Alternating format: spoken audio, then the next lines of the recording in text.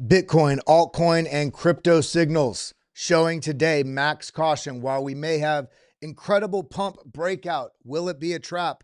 Trump tariffs, are they going to get reversed today or is it going to get entrenched? What does that mean for the markets? Markets have been jumping around. We have a lot to pay attention to today in the markets. It's kind of a no trade day unless you really know what you're doing, but we're going to be keeping you on the right side of the trend today. Everybody hit that like button, hit that subscribe button, ding the bell. We're diving right on into it today. We got a guest coming on later as well, but let's get into it. Let's go.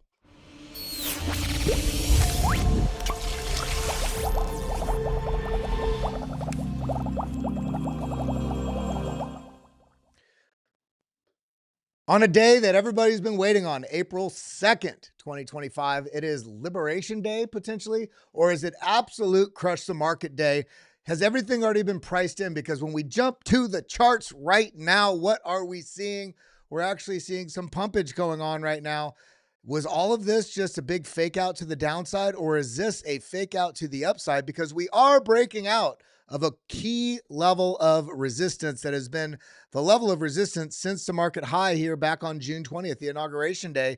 Rejection, rejection, rejection. And you see this as it goes down the chart here. We are slightly breaking out of it, but this is a 1 hour candle. We have not had any major candle closes, let alone the 1 hour. We're also, of course, seeing this similarly across the board because these candles have not closed. But we are starting to see some really good signs of life. So what are we paying attention to today? And also, what is going on in the altcoin market? We've got somebody coming on today that is going to be breaking down some of the signals that we could be looking at that we haven't paid a hell of a lot of attention to, but I do think is an overwhelmingly incredible, valuable signal that we should pay attention to. So everybody stick around, make sure you're hitting that like button, hitting the subscribe button, ding the bell. We're going to get into it because we're seeing, look at all this green, baby. A little bit of downside action on curve, a little bit of downside action on hype. But remember, what does this chart say? This is the 1 hour. What are we looking like on the daily? Mixed bag of bullish and bearish. What are we looking like on the weekly? Very red still. There's a lot of ground to cover, a lot of ground to make up for some of the bearish price action that we have been seeing. Bill Brower says, can you look at AERO today? Yes, absolutely. We can definitely look at AERO today. It's one of my strongest picks amongst Chainlink and Ondo for this cycle. Also, some other key ones in there: Injective, Avalanche. We're going to be looking at quite a bit of different data and charts today because we are seeing. Let's come back over here. USDC had their IPO yesterday. Circle had their IPO yesterday on Wall Street. So is this signaling that Wall Street is really welcoming crypto? What does this mean? Banks, stablecoins, the landscape of empowerment versus regulation by enforcement. We are in a whole new ball game now with everything going on with this current administration. And some people are still super worried. But the question is, today, markets will become burdened by what has become or unburdened by what has been. A little bit of a playful joust there. What is going to happen based on what's everything going on with the tariff wars, with the trade wars? Is it all just a big psyop to get markets crushed temporarily before we see max gains in the near future? We have to wait to see what's going on. And some of those things that we're looking for today are outlined. Actually, where is that?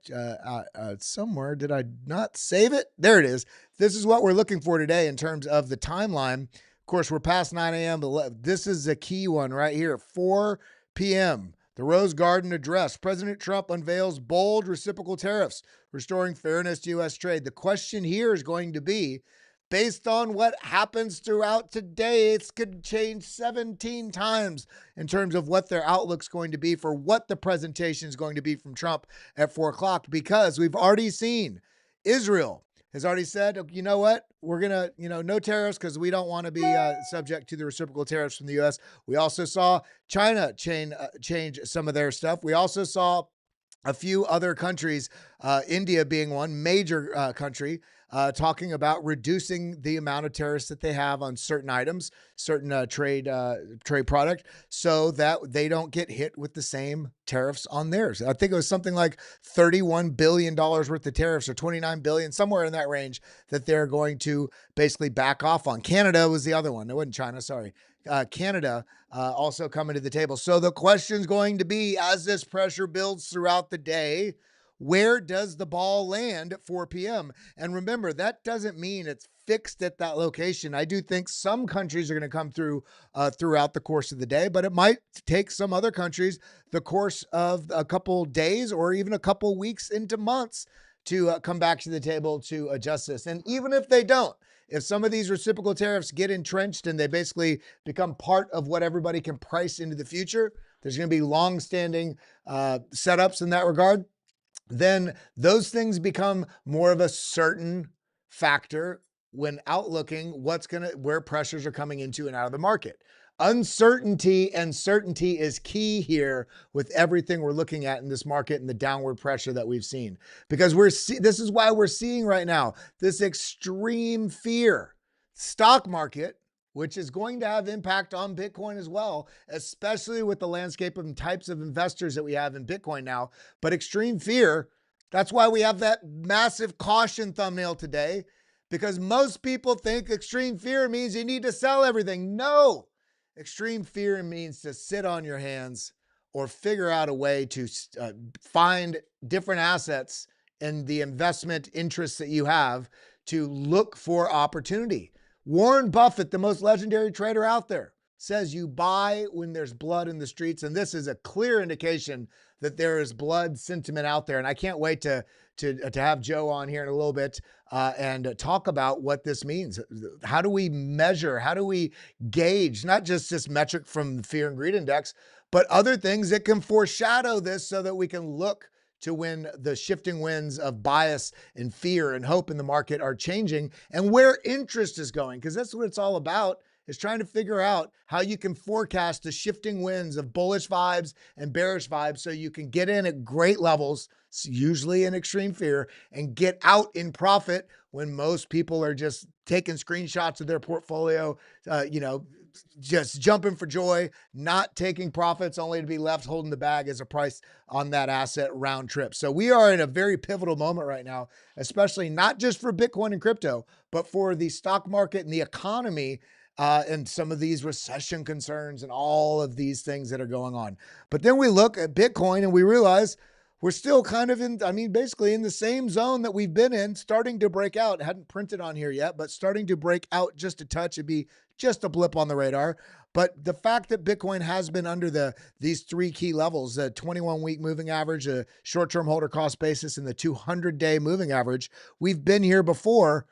In fact, these areas, not here, look at this, tap, yes, that's a big move. But this area, when we're getting these essentially bear trap price action, where it's just kind of tricking traditional market analysts and traditional market players in the space to say, hey, we're going into the bear market.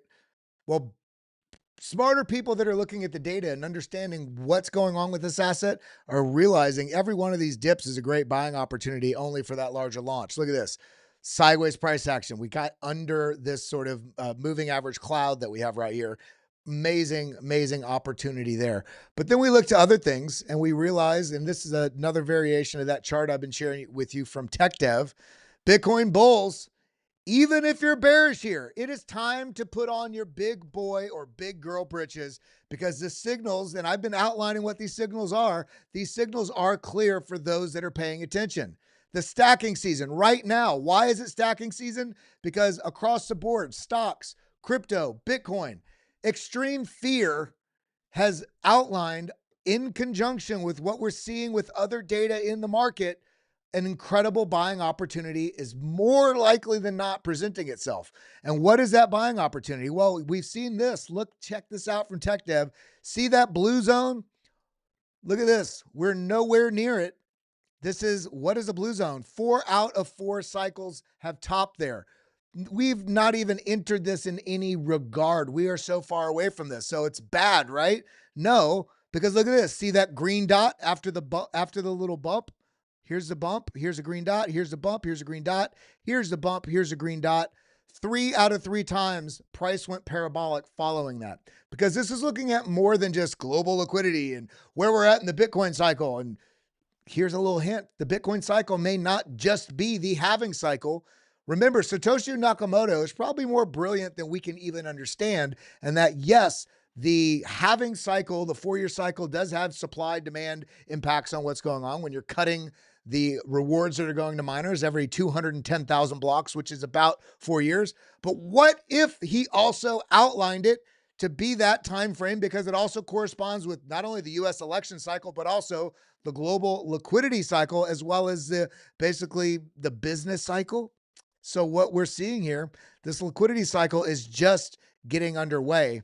This is contraction of liquidity. This is expansion of liquidity. We're just starting that expansion of liquidity right basically now. And so this is proven to be among the best times to get in. And this coupled with extreme fear, what the hell are we getting so worked up over when we're seeing a normal pullback on price action as we've outlined here? Yes, it was 30%. That means we're in a bear market, right? Because that's how stocks are. This isn't a freaking stock. This is the most important asset of the humankind in civilization. And so we've seen volatility like this in all cycles before. In fact, we've seen anywhere from 11, 12, 13 different moves above 10% to the downside. In 2017, we saw, I think, 11 moves of 15% or more.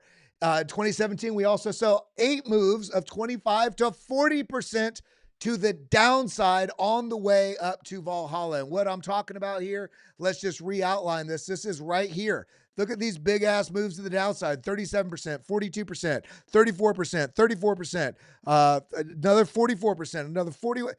And so what we're seeing right now is opportunity zone maximus. And we're seeing this in conjunction not only with the global liquidity starting to tick up, which we can see right here. If we come over to the global liquidity, we've been tracking it with M2. You can also see it on this chart. If we overlay the change in global liquidity year over year, this impact right here, especially after the global economic shutdown, this was a supercharging the fueling of the car to drive up the mountain, which is what we saw right here. Look at this massive uptick. Okay, we had a decent uptick in Bitcoin price. It kind of went a bit sideways-ish. There were still a lot of gains here. But after this pullback on the global liquidity, when this kicked off, look at this perfect correlation with the Bitcoin parabolic cycle really kicking into gear and just sending profits to those people that were stacking or hodling along the way. So when we understand that and we see the signals here, my question for you right now is, what are you doing about it right now? Are you trembling in your boots? Are you troll posting on Twitter? Or are you trying to figure out every way possible to get capital in your life allocated to different sectors of this market so that you can take advantage of what's about to come? Because it's not just, oh my God, the price action is good. We're seeing other things that have just been stacking in as well. We see right here, from On-Chain College, this is the adjusted SOPR, the spent output profit ratio. And this is also marked very similarly. We had that 7-month sideways price action here. When the profit to loss ratio, that's what this is. When this comes down and tapped here, this is basically the end of that consolidation period, which turned out to be accumulation before that next major move. Now, we did get the pullback. We did clear out that CME gap at $77,000 to $80,000. We also have the spent output profit ratio coming all the way back down and testing this same zone that previously was a signal for basically that reversal point. And then beyond that, the landscape just keeps getting more bullish. Do you guys understand? It doesn't matter that we don't have a strategic Bitcoin reserve with 1 million purchase all in that fully. It's not all fully there yet. We got the executive order. We don't have the Bitcoin Act yet. But on a state level, there's been 109 laws, Bitcoin laws. This is Bitcoin-focused legislation, from self-custody to right to self-custody to right to mine to transact, all this in addition to 47 different laws that have been put forth regarding strategic Bitcoin reserves on state levels. And remember, Texas, it's not a nothing burger if Texas gets a strategic Bitcoin reserve. Texas is the 8th largest economy in the world. That is akin to another country. That is like another country's economy, another country's government putting and implementing a strategic Bitcoin reserve. So we got 41 live strategic Bitcoin reserve bills right now. Guys, the outlook is so goddamn bullish. So yeah, we got some news today, but zoom out on this chart and realize where we are. If we look at this from the cycle bottom, everybody, sorry about that. When we look at this from the cycle bottom and realize this has been pretty on point, basically having a deviate right in the middle, deviation above, now we're down here, kind of a little deviation below, outlined with the last 3 cycles measured from the cycle bottom to where we're at right now. Even if this stays below these 2 cycles in terms of the growth rate, up is next. I don't care if this goes sideways for 6 months and then up. I don't care if we go test 72,000, which I don't think is going to happen. This is setting up for epic, life-changing opportunities, all on the same time frame where we're seeing institutions, corporations, countries, states, individuals, ultra high net worth individuals, Bitcoin products, crypto products, stablecoins, launching IPOs on what. The future is so bright if you step out of the 15-minute chart and realize what's coming, because we are not just seeing these things. We're also seeing this chart from Kevin Svensson, the bullish pivot. Not only is price action sitting here now having slightly broken through this overhead resistance trend line, we see something more important. We see the RSI having broken through this downtrend resistance, having come back and tested this, not only on this rising level of support here, but also the breakout point of this overhead level of resistance coming down. This is what's called a confirmation. Boom. It's basically trying to confirm what we fully need for that confirmation is for the RSI to push beyond this high here and continue higher. So whether or not price chops here or not, we are set up with such a bullish and bright future with everything going on. And today is just today's news of what's going to stoke the hope and the fear in the market. So strap in, stack in, hodl on, get outside, walk around, educate yourself on other things, hang out with people. If you are getting too emotional, step away from the charts. The future is only getting stronger and stronger for Bitcoin and the crypto ecosystem. And I want you all to realize there's something like 13 million tokens or something, probably more than that now from all the pump.fun stuff. The large majority of coins that are out there, even several of the coins that are in your wallet, will likely fail in the next 3 to 7 years. The majority. Now, there's going to be some great ones that are still going to be around, but do not forget Terra Luna. Luna was in the top 10 market cap and it basically collapsed within 48 hours. So you have to always keep that mindset about you if you are investing and participating in other parts of the crypto ecosystem outside of Bitcoin. You have to pay attention to what you're doing and diversify yourself and protect yourself, that you're not saying this is the best, I'm throwing it all in this because I really believe in it and I'm marrying the bag. No, if you're getting altcoins, diversify yourself. Have it be a portion of your portfolio, because we've got some incredible things coming to this market, and there's going to be stuff that we have not even yet seen or has not even been released or thought of yet. There's going to be such wild technological advancement over the next several years, especially with the advent of AI having coming into the foray and lowering and removing a lot of the barriers to entry on everything from coding to content output to, technological advancement is about to go parabolic, and we got to pay attention to what's going on. So when we look a little bit deeper, is this dip over?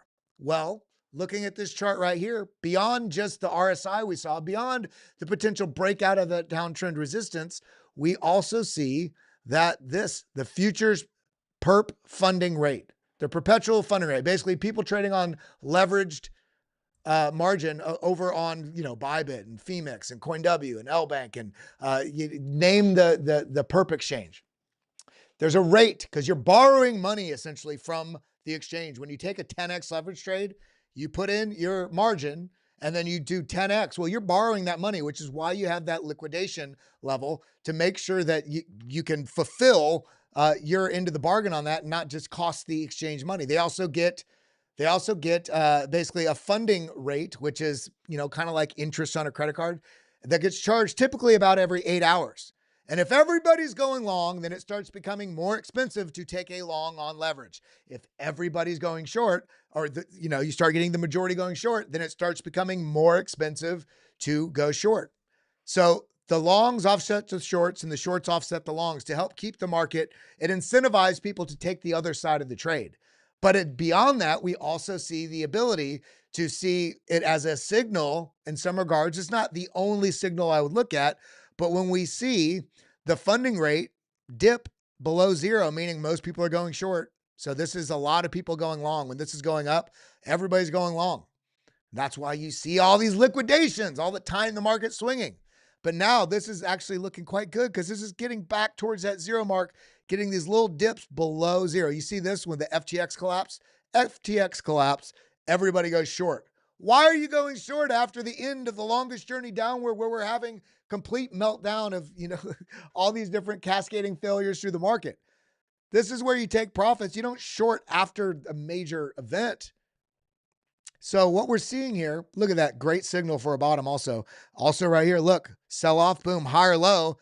All these people going short got liquidated on the way up. I'm sure of it. And then look at these zones right in here. We got every time that we get these major, when everybody commits short, or the majority commit short, has proven to be a great bounce zone. Again, boom, everybody's coming right down here to commit short, the majority at least, and then you get that large move to the upside. We're in that same position right now. So we're seeing a variety of different kinds of signals and different types of measurement data metrics, from sentiment to the relative strength index, to the perp funding rate, to what we're seeing with the spent output profit ratio. Are people trading when they make their last trade? Is it in profit?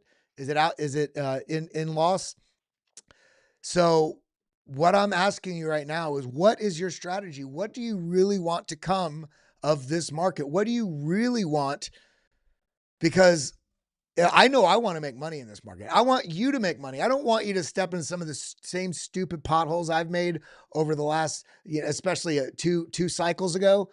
I keep honing it down. In some ways, it becomes less fun, but investing is not supposed to be fun. This is not a casino. So when we're looking at everything in the landscape and everything's suggesting such overwhelming bullishness coming, and basically set up this basically springboard platform for the future, I honestly don't think there's a reason to be worried.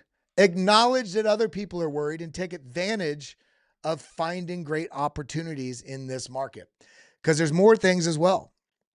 We also got, during the current bull market, this one, the total market capitalization of stablecoins has increased by $97 billion. Look at this, a $97 billion. That's almost a doubling from back here in April of last year, almost doubling, at that 114 billion mark up to 211. It's just shy of being a double in the amount of stablecoins that are out there. Now, I don't want to say that this is the exact metric. However, stablecoins, it's essentially people have fiat currency, your dollars, your Turkish lira, your name the money system wherever you're thinking. And you say, okay, I want to get activated in my ability to participate in the crypto market. You're moving your fiat dollars into the crypto ecosystem. It's essentially a giant powder keg of dry powder that is in the crypto ecosystem that's holding a fixed value asset that can be deployed at any time. You don't have that delay any longer. Similarly, if you do sell your crypto, say you're selling Bitcoin or taking profits on Cardano or whatever it is into stablecoin, we're starting to see a growing appetite for people. When they're taking profit, they're keeping it in the crypto ecosystem, in the blockchain ecosystem, in stablecoins. The amount of appetite that's growing, especially following Circle's IPO yesterday on Wall Street, bringing the company public, all the stablecoin regulation, there's so much. So when we go back to looking at this ridiculous metric, extreme fear in a time of overwhelming bullish golden pathway is being laid out before us. So with that being said, I'm going to bring on a guest, and I want to shout out to every single one of you that's tuned in right now. Make sure you're hitting the like button. Make sure you're hitting subscribe. Share this out to your friends. Share this out to your family. We're going to be bringing on Joe.Btc. He's from Lunar Crush. And this is not a sponsored segment. I just love his insights. We've been doing a lot of panels together on the Mario Nawfal show. Great insights on what's going on in the market. But I also wanted to share one more thing with you. Where's it at? Make sure you're going down on my page right now. That sounded more bizarre than I wanted. But make sure you come down here, hit this retweet. Hit this, get the people in here. We're about to drop some knowledge bombs on what we're looking at in the market. So with that being said, my man, Mr. Joe.Btc, how you doing? How you feeling, baby? What's up, Kelly? How are you, my man? I'm hoping people are going down on my page too. You know what? We'll go down on each other's pages together. I'm sorry, I'm very low energy today, so no, I'm totally joking. So, what do you make of this, man? We got the Trump tariff stuff today. Some people think that Trump's killing the market, and it's opposite. Other people see this as a legendary buying opportunity. You're obviously tracking a number of different things, but what's your general disposition on what the is going on? It's a really odd market, and not we got a lot of promises early on with the Bitcoin strategic reserve, and I think all of these things are happening. I think it's a really odd time because we have so much positive regulatory tailwinds in the industry that we've never had ever in our entire existence of this industry. It's never had such positive tailwinds. But we have I would say more negative sentiment on the macro environment with tariffs. And today, Liberation Day, I think we're going to get more of the same. I don't think it's going to be it's not going to move the markets. I think we're going to have a little bit of a move up like we are right now with Bitcoin just kind of eclipsing past 87K again. But I think it's just going to be a lot of more of a nothing burger. And like if you look at really where the market has kind of been through some of these tariffs, it's a lot of uncertainty. Gold has moved up for the first time in a while. The rest of the market is trading together. There's a lot of volatility. I think there's a larger kind of existential thing going on in the industry where if you bought Ethereum in 2021, you're still down. And I think that's kind of a big piece that's happening right now is there are going to be winners and losers, right? Ethereum and the rest of the alt market is not Bitcoin, right? They have products. There's utility there. There's a way to delineate value in a little bit of a different way. And so you really have to kind of be careful and sell your losers right now, and try and look at some of the people that have won over the last couple of months and have outshined Bitcoin. But all in all, there's no news today, right? Normally you buy the rumor and you sell the news. There is no real rumor. We don't know what's being announced. We don't know what the tariffs are going to be. And so normally I would say you inverse that, because on negative news, maybe it's like, sell the rumor, buy the news, right? As opposed to buy the rumor, sell the news. But we don't know. We don't know what is going to happen. But I think the market's been, I would say, more docile in the last, 3 to 4 weeks on some of the tariff talk. And I think it's more of that. I mean, I completely agree. I'm still holding out a lot of hope for altcoins, but let me see if I got this set up right now. Yeah. So looking at this, this is altcoin versus Bitcoin performance year to date. This is just the different sectors in this. While we have had some sporadic winners here and there, we've seen a lot of round trips with a lot of altcoins hitting their peak March of last year, and then getting that sort of fake, I don't want to call it a fake pump, but a less substantial pump later in the year, around the end of the year, especially with the AI craze and the AI agents and stuff like that. But everybody's seeing Bitcoin actually performing incredibly well this cycle. I call it the most luxurious cycle we've had so far, that we haven't had major drops. We've just had longer periods of time of consolidation with a lot of 15 to 20% moves. But the altcoin market is just, most people, especially a lot of people watching crypto YouTube, they're, more than 60% or 80% in altcoins. And then they're like, so, crypto Twitter, the sentiment, all this is dead. So what do you make of this sentiment? I know you're the founder of Lunar Crush. Is that right? Correct. Yeah, so because your tools and your metrics actually help sort of identify this. And I was talking earlier about extreme fear. We talk Warren Buffett talks about buying when there's blood in the streets, but now we also have social media, and we also have these different data aggregators that can put things together in interesting ways that you can kind of forecast and see where mind share and attention's going, in addition to what's happening with sentiment around certain topics. So you can sort of catch some of these headwinds before they become tailwinds. And so just curious your thoughts on that. Are there any sectors that we're not paying attention to that maybe I'm just been blind to? Like, where's your mind on that? I don't know so much sectors, but I would say the market as a whole, the sentiment that we've kind of been seeing. I mean, it was actually a couple of weeks ago in mid-March, we had some of the lowest days of overall sentiment that we've had since I don't know if some people remember the yen carry trade happened back in August, right? And so what we're doing, we're looking at 30 to 50 million posts coming across social media every single hour, right? We're analyzing those, categorizing them based on tens of thousands of cryptocurrencies, stocks, different topics that are out there. But then we're also looking at the sentiment across all of those posts to try and understand, hey, is the market a little bit more bullish or a little bit more bearish today? Right. And, what you kind of find in crypto specifically is people they tend to be a little bit more bullish all the time. Right. Even when Bitcoin hit 4,000 back during COVID, people were like, it's going to the moon. This is the best thing ever. Right. So you do have a lot of that. So I always kind of tell people that use our data, social media is just a little bit more messy. Right. It's not open, like high, low, close price data. Right. You've got a lot of different people out there. You're filtering all of this stuff for bots. You're trying to determine what's real. But if you're really looking in, you can kind of find that signal. And we did see sentiment, across Bitcoin and the rest of the market almost hit like the yen carry trade low, which if you go back to that time point, people thought the sky was falling and all of liquidity was going to unravel like in the markets. Was that on a time basis? Was that the move that we saw at the beginning of August? Yes. Yeah. Yes, yeah. And so that was a bad moment. Then people were saying like the sky is falling, and we saw sentiment kind of hitting those lows a couple of weeks ago, where the tariffs were hitting people, mass uncertainty. AI was unraveling, and so I think we potentially could start to be seeing some lows now.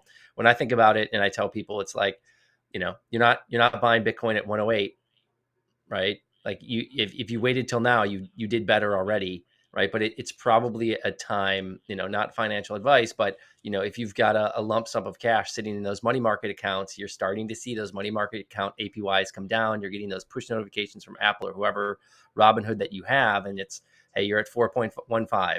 Now you're at 4.05. Now you're at 3.85, right? And so you don't want to wait till that's zero, right? It's the same thing for people looking to buy a house right now. People are like, oh, I'll just wait for rates to come down, right? Well, if you wait for rates to come all the way down, the prices of houses are going to go up. So how do you hit it, right? You've got to start thinking about the trends of where things are going versus where things are at. But yes, we're definitely seeing, probably 2 weeks ago, the sentiment actually starting to kind of move up. Smart money, I think, is starting to come in. And, we're going to be going through a rough time with some of these tariffs still. I think there's still going to be a lot of uncertainty, but you don't want to be completely on the sidelines anymore. Yeah, I definitely agree with that. It's been, I feel a little bit bad. I do. I feel a little bit bad for the new retail that came in this cycle and saw the outline of what, you're looking in hindsight of what people did in previous cycles. And we know, I've been through 3 full cycles now, and there can be a lot of similarities, but because you saw somebody make a lot of good calls, I know specifically of coins in every cycle that people got absolutely wrecked on because they thought this was going to perform like that one, or this happened last cycle in 2017 with this sector, and they caught it too late in this cycle and bought a top, and then they get wrecked. So I think timing is a very big thing, and the problem with is everybody tries to time the exact bottom of and the exact top. And I think you kind of outlined it a bit best there. Timing, you're not going to really time the market. You got to really time in the market is going to be the most important. And being able to catch some of these sentiment shifts can help you identify some of those areas, but it doesn't guarantee the coin's going to follow through with just, continue. Like Solana is a great example. So many people did not buy it at $7.85 or $8.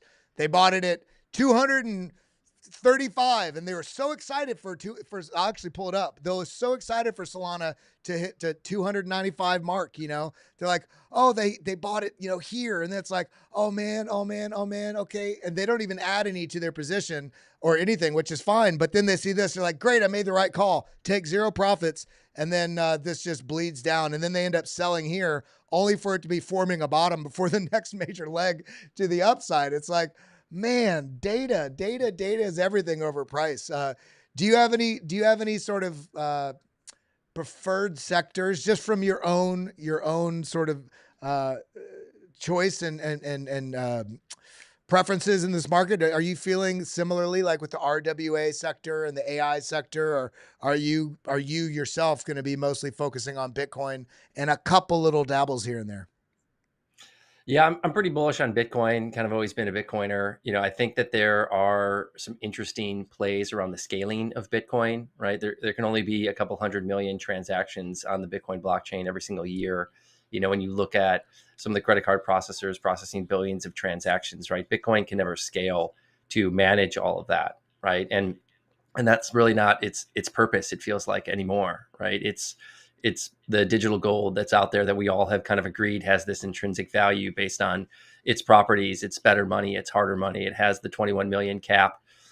So all of those things. And so I do think that that is kind of the next large problem that needs to be solved in some sort of way, is how do you kind of combine the security of Bitcoin along with the scalability of a layer two.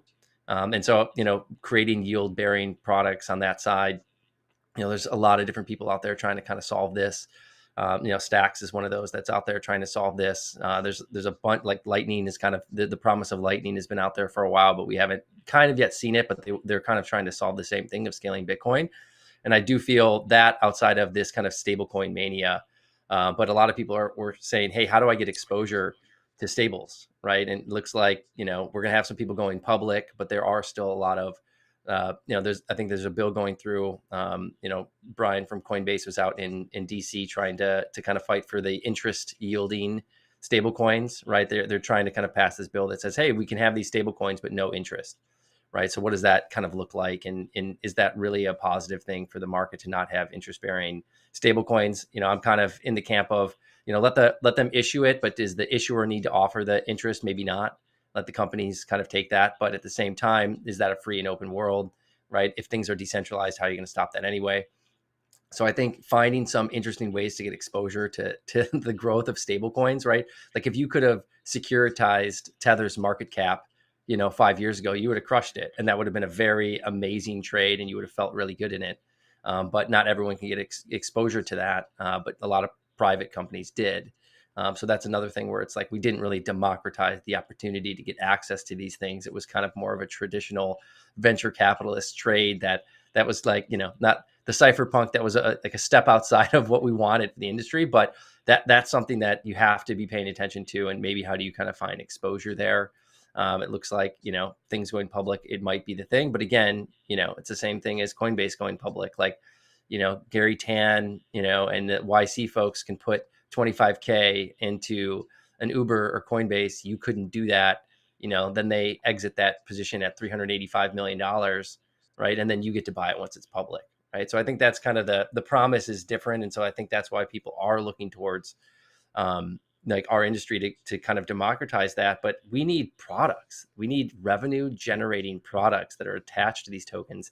And so I think the tokenization of some of these things and giving people earlier access is really the key, right? So that's really what I think we all need to focus on, people and builders in this industry over this next cycle, is building revenue generating companies that are attached to tokens so that you can have this kind of community growth like engine that's a part of it. We've truly been missing that. And there's not really anything out there that's doing that. I mean, Polymarket is probably the best example right now of like a major company where you think about Polymarket and what they do. You don't think about Polygon or Matic and the token on that side. No, absolutely. One of my, I don't want to say it's a fear, it's definitely a concern on my horizon. Are we at risk now with how fast the current administration, while I think is very bullish in terms of taking the foot off the throat of innovation and kind of empowering what we can start to do in this space, are we running the risk of potentially moving so quickly that this becomes basically Wall Street 2.0 in a way that we're just re-emulating what's already there? And so we start having some of the same, government controls, persistent issues that we've seen with the legacy systems. Or are we going to be able to have some of the benefits of that and still remain, having our own independent financial sovereignty? And, CBDCs is apparently off the table, but it feels like that's kind of getting Trojan horsed in with every bank being able to have their own stable coin. How do you look at that landscape? Yeah, a little bit of a double-edged sword, when you think about the regulation and even the Bitcoin ETF, right? Like you were talking about, like just insane paved golden road regulatory environment. Like we've never seen anything like that yet. Bitcoin is just stifled in the 80s, right? Like why is that happening, right? Like how much of the trading going on is actually just paper trading? Like we don't know. There needs to be more transparency with the ETFs. If everything was on chain and it was like cash and carry, then we're in a little bit of a different situation. But when you look at the regulatory environment and you think, okay, Trump's in, he's opened it up, right? Um, I don't know if we're gonna see an FTX again, because I also don't know, how do you get crazier than launching 1.7 million coins a day on Pump.Fun, right? Like how does it go any more crazy than that, right? Like 50 million tokens launched, everyone's going to town. There needs to be liquidity there, and it will come back. I mean, look, everyone's like, oh, our meme coin's dead, right? Look at Newsmax going public yesterday. It's trading like a meme stock, right? It Like was up it's like 2,200% or something, and right. It's a meme, right? So it's yeah, like that side is never going away, right? That's like saying, like, is Las Vegas going away? Like it's not, right? And Wall Street's just like a slightly more regulated, like Vegas in a way, right? And then crypto is some sort of orientation around that, but it's not going away. But are we in a much better situation than we have been previously? Yes. Coinbase, extremely strong company, like tons of revenues. Kraken, same thing. Internationally, it's a little bit looser, I would say, right? Like there needs to be something cleaned up with the exchanges and this listing process, right? For new projects that are really good. Like, because what's happening is these exchanges, if you have kind of this hot project that's out there, like first off, they want their cut, hundreds of thousands of dollars potentially. Like that's a pretty big, bite to chew off for a startup, right? Just to get access to these markets, right? And so you have that, and then these exchanges. It's like you don't know what's happening there. You don't know what the spreads are looking like, yeah, right? And like you don't like they're definitely dumping the token back onto the market immediately, and like so there's just some things that are happening there that have not been super cleaned up. It's like, hey, the dexes were supposed to fix some of that, but look at the model on Pump.Fun when things were going big over there. It was the exact same thing. Someone creates an exact $100,000 liquidity pool on both sides. Marketing ramps up, things go off, and then it's rugged, right? Like it's just over and over. But people still wanted to trade that, even if they did want to trade it for 72 hours. They're like, oh, it is going to go up. I have that chance, right? yeah. So they still want to trade it. So I got a question here in the in the chat. Says from I'm him. He said, "Memes, is ETH dead?" So what I said at the beginning, right? Like ETH is, where's the narrative, right? Like it's kind of a meme right now to make fun of Vitalik, like playing with like robotic cats or whatever he's doing out there on Twitter, that people are catching him. I would say don't look towards a person, to build that community out. But if there were no other layer twos, right? Like if you didn't have all of these ERC20 layer twos that are out there, you have, with Optimism and Base and Kraken's launching a chain and Polygon and Phantom or Sonic, right? Like you have all of these things that are out there, Avalanche, right? And they, promised, better, faster, stronger blockchain. But then they all kind of said, hey, we have to play our own narrative. Like Avalanche is kind of like the gaming blockchain, right? And they actually have like legitimate activity over there on wallets and users. I could say Polygon has Polymarket, right? Like all of these things kind of sucked out a little, just every one of those is like death by 1,000 cuts of sucking out a little bit of the life out of ETH. And yes, you might need to kind of go back once in a while or go across a chain, but maybe you don't, right? Like if you have used Uniswap recently, it's gotten extremely fast and easy to move from chain to chain just as a swap, right? And we're kind of seeing that, like, even though it's not an atomic swap, we are kind of feeling that from a UX experience as a user, and that's changed the game. And so it's not a good thing. Like, how is it a good thing for Ethereum if I just want to move from base to BNB and I don't have to touch Ethereum, right? Like Yeah, it still could be this kind of like ledger of record, and everything kind of moves back to Ethereum as far as a ledger perspective, but where's the value? And so it does scare me a little bit. But ETH might, the one thing that ETH has from like a pure like financial, um, you know, I would say financial orchestration, is that it does have ETFs. It is number two. It will continue, but I just don't necessarily think like the major alpha is there. It's like get as much Bitcoin as you possibly can, trade some other things that you think might have, a little bit more beta, but always be moving back to Bitcoin, because at the end of the day, over the longest time preference, everything will lose versus Bitcoin.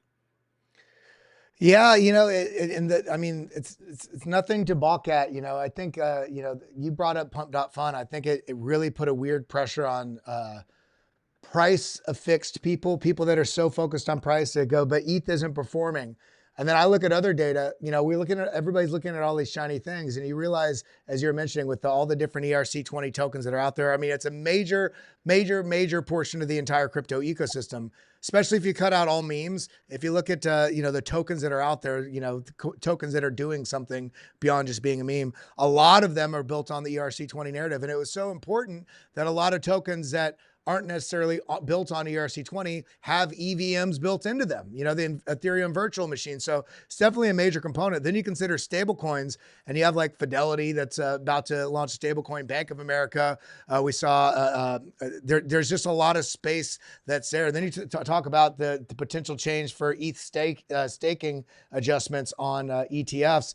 Is that going to attract a whole different type of investor and money flows because of the sort of dividend principles or similarities with other traditional equities or commodities that are out there? And the amount of money, there's been some selling of people that want more now, but it seems like there's a lot of long-term investors, World Liberty Finance being once, which has direct ties to somebody in the government. It feels like on the one hand, it's a narrative that I would stay away from with ETH. On the other hand, you look at other data and it's like, hey man, something's coming. So it's like, it's a very, very kind of bizarre place to be in. But hey, Joe, I appreciate you coming on. I know you got a lot going on. Why don't you talk a little bit about what you got going on at Lunar Crush? I'll pull up the website just to scroll through that a little bit, and where people can find you. Cool. Yeah, no, thanks, man. I appreciate it. Let me plug it out here. Yeah, lunarcrush.com. Like it says there, social media impacts markets. And you could really think about Lunar Crush as, search for social media. So if you're ever trying to kind of understand what the communities look like around the projects that you're investing in, if you're a creator and you're out there trying to understand what kind of impact you're making on the market, where do you rank as the top influencer for Tron, for example? You can go and see that.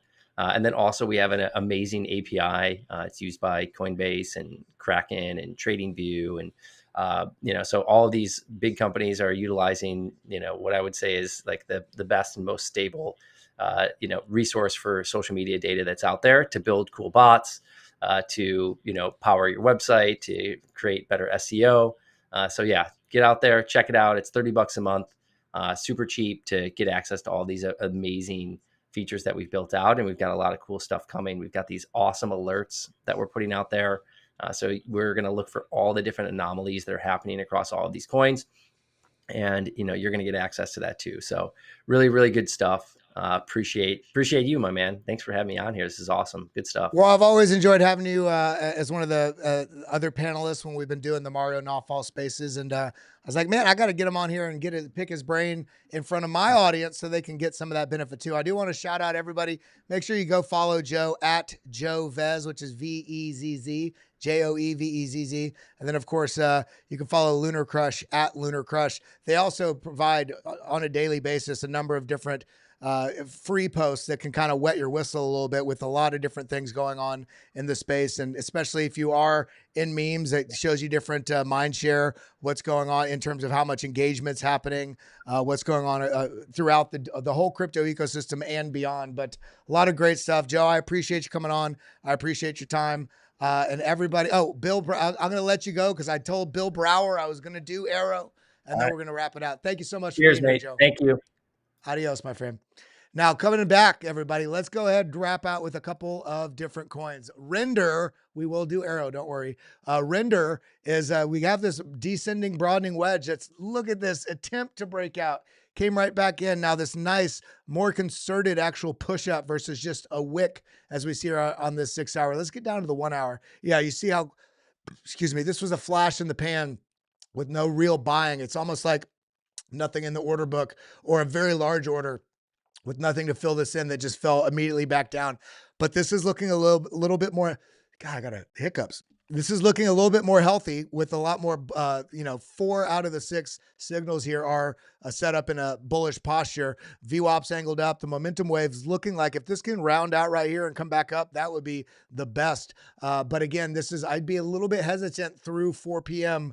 And a little bit beyond 4 p.m., in fact, to watch how this plays out, whether it gets rejected and comes back and tests or gets rejected and comes back and loses this $3.30 mark. If this does break through, we might be setting up for this actually being a sort of reversal pattern. And what do I mean by that? This rounding bottom, see this roundingness? If this can maintain this higher low from this point right here, even if this does get rejected, if we still maintain a higher low in this zone, or break out of this and come back, retest, launch, that would be the ultimate. If this does get rejected and lose this, then we're likely coming down to 295 or potentially down to 266 if things get very ugly. If we go over to AERO, one of my favorite coins for this cycle, it feels, this has been bleeding, but it also means that you're in an excellent opportunity zone because we're kind of in the sort of last bastion. I do this right here.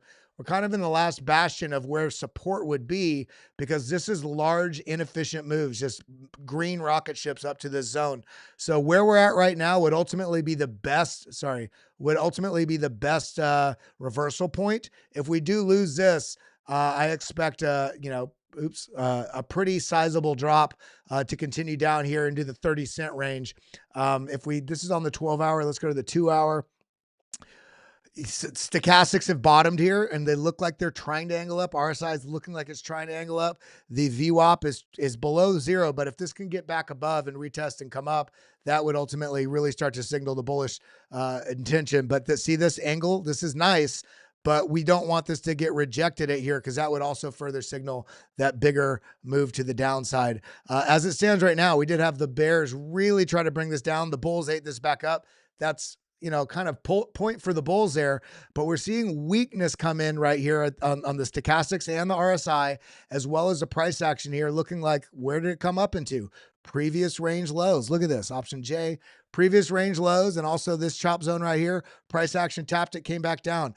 I would not consider a bullish or bearish move here basically through the end of the day in terms of picking a direction, because I do think that we're going to be in for some chop through the day as different news stories come out and the market closes. We have the press conference. I'm talking about stock market, the press conference at 4 p.m. Because remember, we have that basically outline of time. Where's it at? Right here, the 4 p.m. Rose Garden address from President Trump. And then 4:30, also President engages with media. So we have his basically what the tariffs are going to be, basically those countries that didn't come to, basically dropping their tariffs. And then on 4:30, a lot of questions from the media. So there's going to be a period from about 4 to 5 that's going to be probably a bit frustrating with chop in the market. Gorov, we will do Curve as well, and then we got to roll. I got to shoot you over to the blockchain basement. Where is Curve? I just put it in here yesterday. Curve, had a pretty nice, pretty large sell-off, but nice move back up. Bull flag in this zone right here. We have one bull flag here, and actually I would not call this a bull flag because this flagpole to how big the flag would be is too large. But this is sitting right here at this sort of decision zone. Look at this. Kind of a broadening wedge as well. Broadening wedge here, angled to the downside here with a flat level. This does lean towards indicating a move to the upside. We also, with that, see the VWAP angled up, stochastics angled up, RSI angled up, but starting to roll over. Again, if this were to reject here, what I'd like to see here is if this does reject at this point right here that it's rejecting at, if this comes down, this could come all the way down to here, but I wouldn't really like to see that. If this comes down into basically this median range right here, that would, so long as we're not getting terrible stuff across markets. If we're getting a little small pullback into the end of the day closes here, we start to push up, that would be excellent, about that 52-cent mark. If this does come all the way down here, I'd be watching for, if we don't see any small signs of reversal, this might be de-risking and coming back down here into the 44-cent mark. Tau also kind of sitting right here. Look at this, at the precipice of greatness, or we're going to take a bigger drop, right? So it's a little bit of a holding pattern today on the market. There are some setups that are definitely bullish with hesitation around what the certainty is going to be and everything that is going on. Now, one more that I haven't done, I don't think in the last couple weeks or the last couple days at least, is Near Protocol. Bill Brower, another great request there.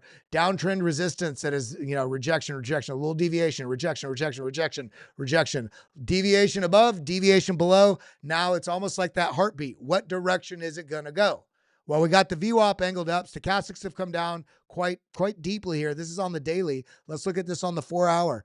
Breaking through this trend line, we got the VWAP came down and angled back up. This is important because if this bounces like this and stays above, this means price, essentially, this is telling you price is going to move up, back to moving average, up, back to moving average, up. When this breaks down and comes back and rejects, that means price is going to go below moving average, come up, reject, below moving average, come up, reject. So we have to pay attention to this. This is a little bit kind of in an intermediary, just like everything in the market. It can go either way, but the pattern alone, this does suggest almost a inverted head and shoulder. This does suggest it wants to move to the upside. But as I said on today's morning post on the BitLab on my Twitter, it's a little bit of it doesn't freaking matter what your TA is today, depending on how many tariffs end up basically getting eliminated or how strong they're going to be on the reciprocal nature for, that alliance between Japan, China, and I think it was Korea. They might not budge, but we saw Canada, we saw Israel, we saw, what was the other one? India. So we're seeing kind of a mixed bag, but there's also been a lot of sell-off in the markets preparing for this. So how priced in is it? I would wait till the end of the day. But I love you guys. I appreciate you guys. I got to run, sending you over to Blockchain Basement. That's all I got, everybody.